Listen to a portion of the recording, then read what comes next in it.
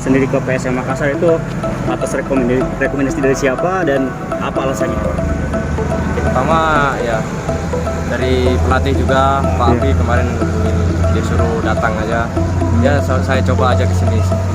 Siapa tahu rezeki, dan siapa yang nggak pengen membela klub seperti PSM kan, Iya. terkuat di Indonesia. Ya itu sebagai apa ya, motivasi aja buat saya sendiri.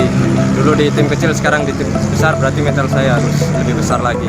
Bang katanya baru datang dari Bandar, kenapa Iya. langsung memilih berlatih dengan teman-teman PSM? Ya pengen berlatih aja secepatnya. Ya, ya.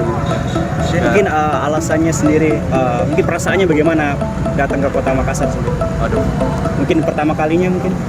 udah ketiga kali sih. Ketiga kali kesini, ya. Dulu waktu ikut tim lain main di sini juga.